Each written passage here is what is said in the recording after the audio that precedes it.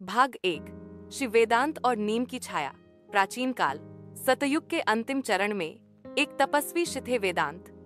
उनका आश्रम हिमालय की तराई में बसा था। वहां एक विशाल नीम का वृक्ष था, जिसकी छाया में वे ध्यान, यज्ञ और शिक्षण करते थे। नीम की उस छांव में बैठकर श्री वेदांत ने न जाने कितने बालकों को वेदों का ज्ञान कराया था। पर नीम उनके लिए केवल एक पेड़ नहीं था, वह उनके लिए एक जीवंत देवता था। एक दिन उनके शिष्य ने पूछा, गुरुदेव, यह नीम इतना विशेष क्यों है?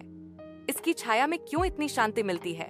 वेदांत मुस्कुराए, बोले, नीम का नाम अरिष्ट है, यानी जो रोगों, पापों और भय का नाश करे। इसकी कड़वाहट जीवन की सच्चाई है और इसकी छाया तपस्या की ऊर्जा। यह नकारात्मकता को सोख कर सकारात्मकता फैलाता है। उसी शाम आश्रम में एक बालक को तेज ज्वर हुआ। वैद्य ने इलाज में नीम की छाल और पत्तियों का रस दिया। अगली सुबह वह बालक स्वस्थ हो उठा। तभी से आश्रम में नीम की पूजा प्रारंभ हुई। वेदांत ने अपने ग्रंथ में लिखा, नीम वृक्ष न केवल औषधि है, वह स्वयं ब्रह्म है, जो रोग, भय और मोह का हरण करता है।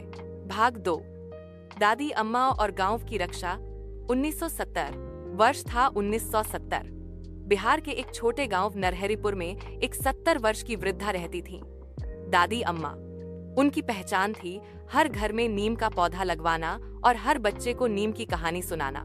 गांव में एक दिन अफवाह फैली कि चेचक, शीतला रोग फैल रही है।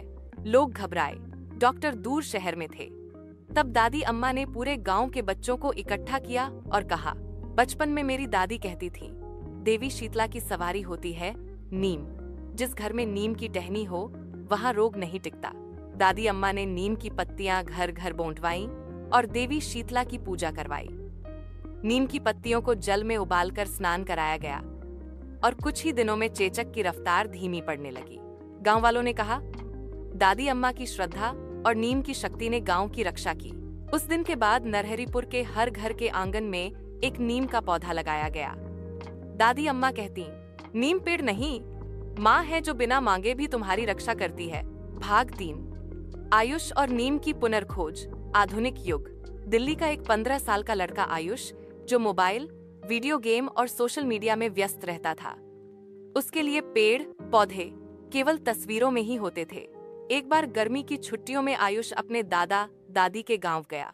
वहां उसे नीम के नीचे बैठने का मौका मिला।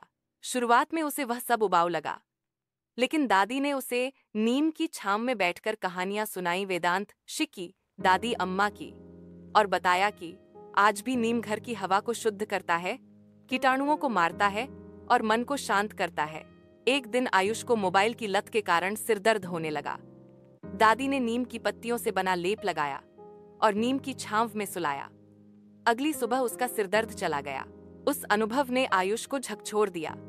उसने अपने साइंस प्रोजेक्ट में नीम के गुणों पर रिसर्च किया और स्कूल में पहला पुरस्कार जीता। अब वह दूसरों को भी बताता है, नीम कोई पुरानी चीज नहीं है, वह तो आज की जरूरत है। समापन। 3 युग, 3 पात्र, 1 वृक्ष। श्री वेदांत के लिए नीम था ब्रह्म, दादी अम्मा के लिए वह आस्था और आयुष के लिए विज्ञान और शांति का स्रोत। नीम न सिर्फ कड़वा है, वह जीवन की सच्चाई है। वह औषध है, रक्षा है, चेतना है